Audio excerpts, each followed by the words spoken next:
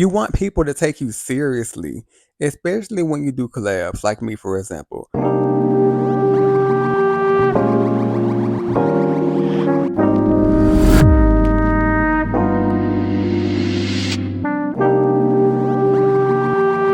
What's up, y'all? It's me, Tyler, back with another video.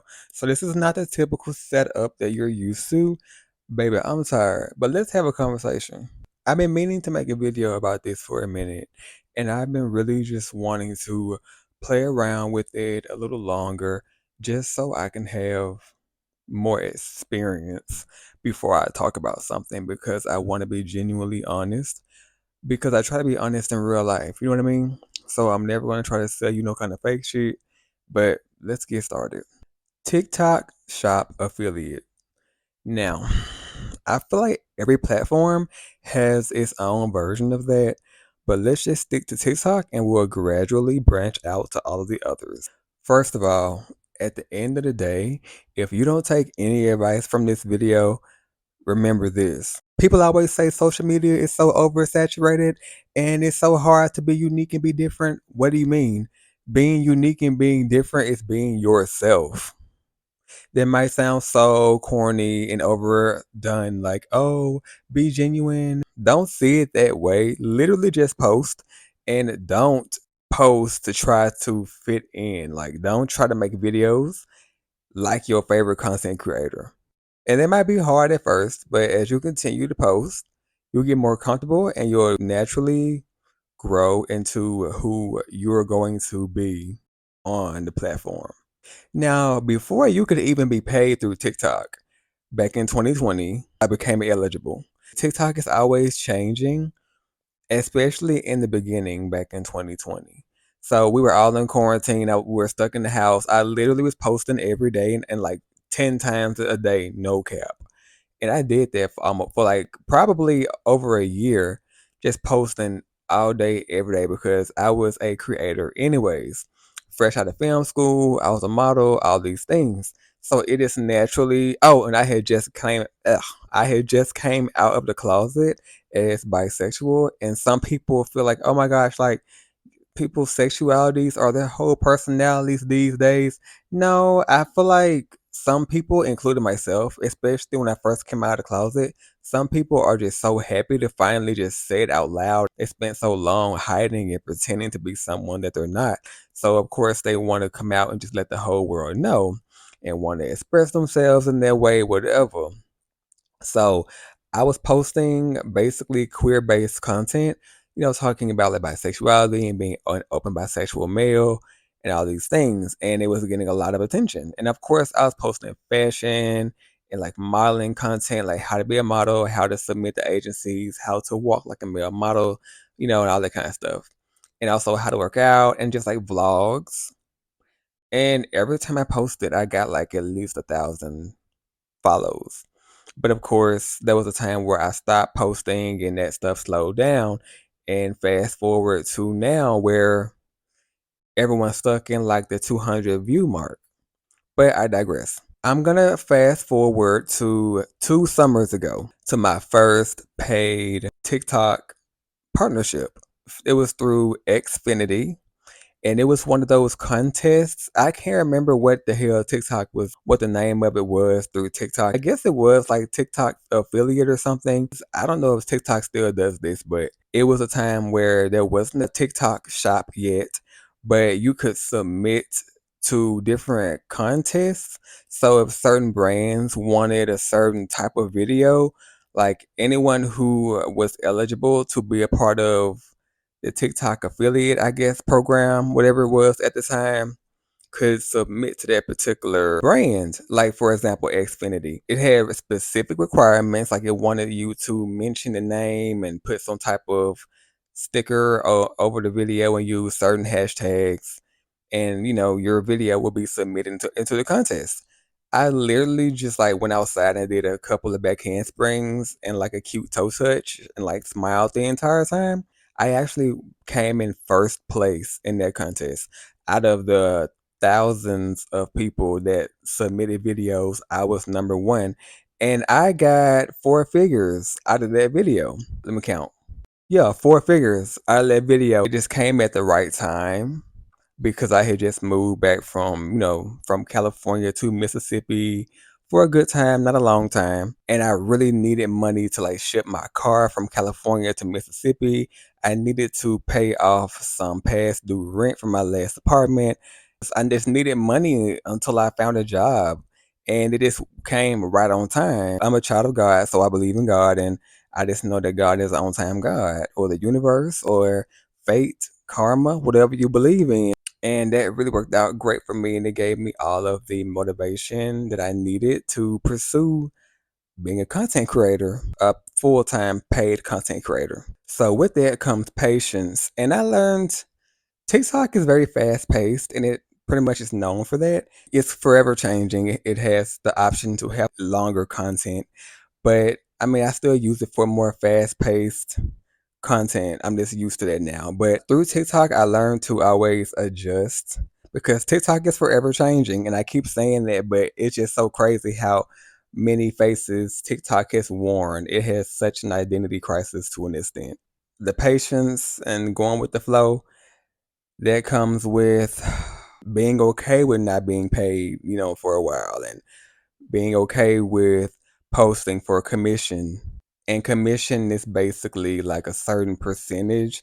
Like, for example, if a brand reaches out to you and they're like, hey, we love your content, we would love to send you a pair of our shoes for you to make a video and use this hashtag, and mention this name and use this link in your bio. And for however many pairs of these shoes that are sold with through your link, you get a 15% commission from the $35 that the shoes cost. That's commission. And speaking of posting and commission, you will not last if you're only posting to make this a full time job and you're only thinking about the money. I think that's why a lot of people are starting to fall back on the social media trend of wanting to be a content creator, because a lot of people were saying how profitable social media and like YouTube can be, and everybody was a content creator. But now people are starting to realize it's actually hard work. I don't care if everyone in the world was a content creator, they're not you. Like, someone is going to vibe with you and your content. Who cares if Tom, Dick, and Harry are posting? You are too. And somebody's gonna vibe with you and not Tom, Dick, and Harry. They may vibe with Dick a little bit.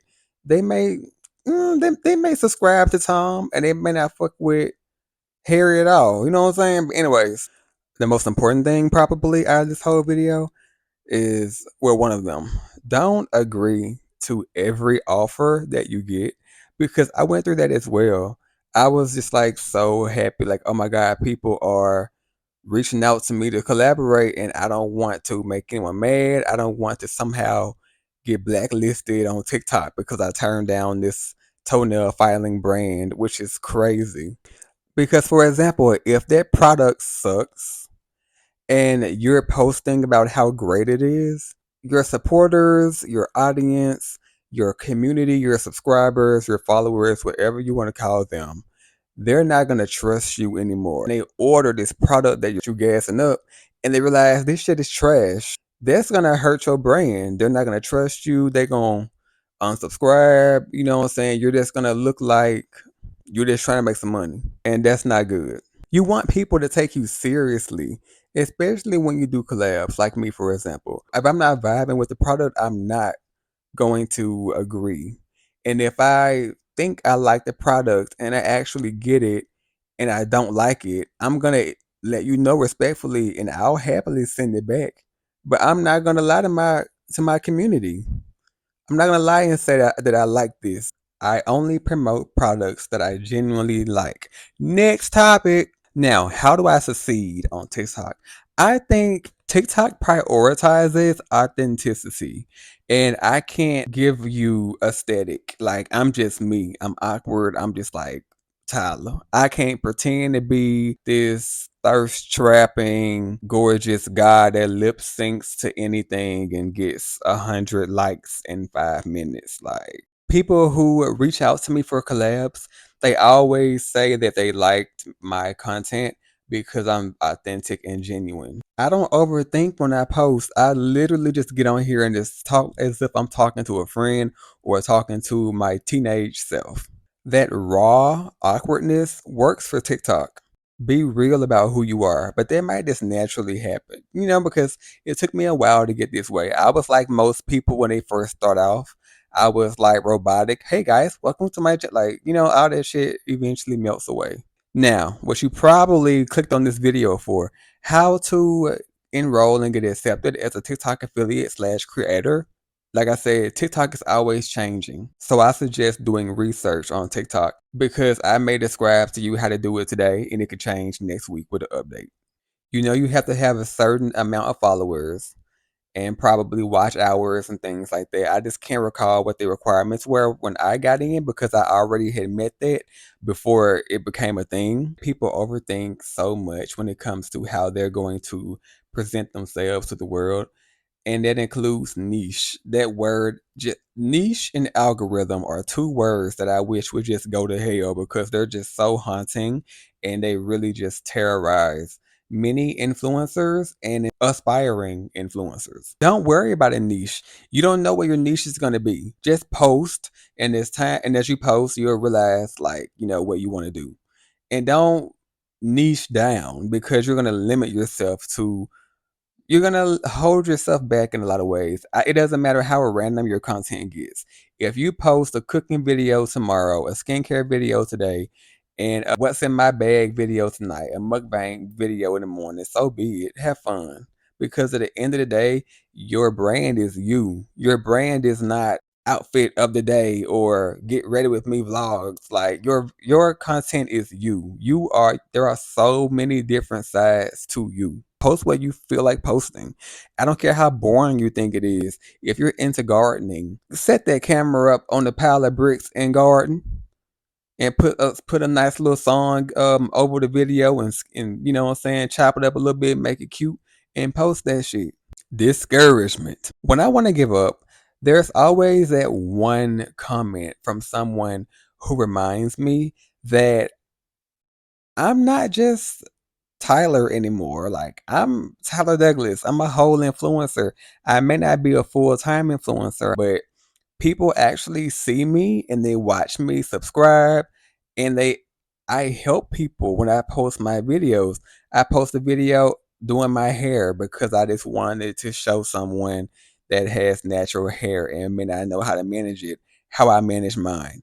And that could really brighten someone's day. You just never know. First of all, YouTube. I've always wanted to become a full-time YouTuber, especially back in YouTube's like golden age of like 2010s when like Shane Dawson, Trey Melvin, Trisha Paytas, all of these like that era. I wanted to do it so bad. And it was always so intimidating, and it was harder to do it back then. You needed an actual camera and all this shit. Now you can just use your phone like now. But of course, back in 2020, doing TikToks and stuff, and I was seeing how, people was really feeling me. They really influenced me and gave me the confidence to just make a YouTube channel. Because for me, TikTok was more natural, and Instagram, I really just use it as a modeling portfolio. I'm just not a baddie. I'm just not, I just feel like Instagram is for the cool kids, and I'm just not that. I've gotten more comfortable with posting, more TikToky vibes on there, but obviously, like, TikTok content is for TikTok, Instagram content is for Instagram. You'd be amazed. Like, I could post the same video on TikTok, Instagram, and YouTube Shorts, and that video could completely suck on one platform, do okay on the other, and blow up on the next. 2021 is when I made my first YouTube account. And the very first video was talking about modeling and how I got into it. And it went from there. Here we are. Still not getting paid yet. But again, like, when you do things because you genuinely just like it, that's not something you sweat and like, yeah, of course I would like to be a YouTuber full time. But I also know that, like, there's so many other things in this world that I want to do and I am pursuing. and everything happens within the right time. But a tip for you guys, like always put your email address in your bio on TikTok. Well, honestly on all platforms, because you don't have to be a TikTok affiliate or a content creator on any platform for a brand to reach out. You know what I'm saying? Like you never know who could come across your content. Urban Outfitters, I don't know, Walmart, whoever, and they could really just like your video, your vibe, and they can want to reach out.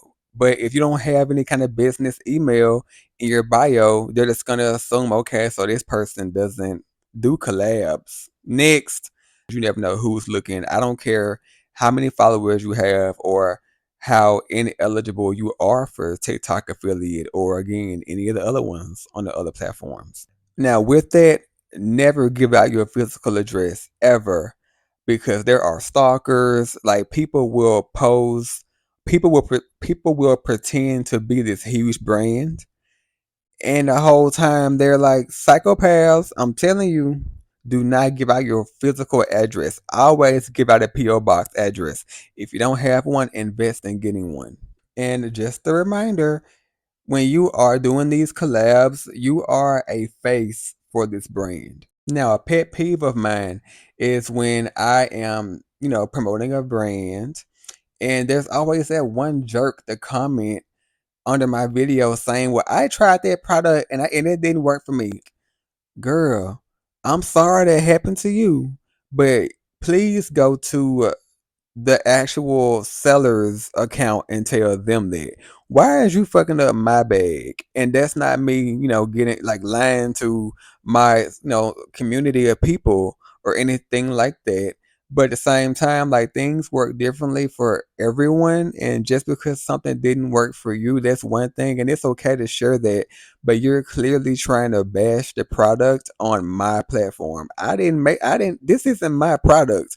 I'm just giving you my testimony and how this works for me because the sellers are not paying me. I make a commission if someone buys the product through my link. And that doesn't happen often. That actually just started happening for me with the last product that I promoted.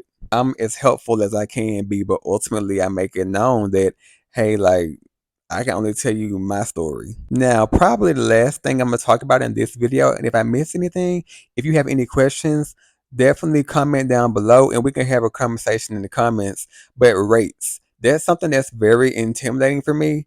Not necessarily very intimidating, not anymore, but it's something that I'm still working out in my head. Um, Definitely at the point now of confidence where hey, I stand on whatever number I say, whatever my rate is, I'm gonna stand on that. But at the same time, I keep in mind that, like TikTok, for example, TikTok does not care about your follower counts. They really don't, and I'm not mad at that. They care about your engagement, and also they care about your vibe and what you put out on the platform. Because if a brand likes your vibe, they don't care if you only have 2 followers, and like your engagement is trash because they can always just like put your video on their platform and then it'll do well. So people kind of get intimidated with that idea, but no. But one brand in particular that I really was excited to work with, they emailed me and asked me for my rate, and I told them $1,000, and they ghosted me. $1,000 is not a lot of money for these brands, especially this one in particular. It's a luxury a brand for male grooming.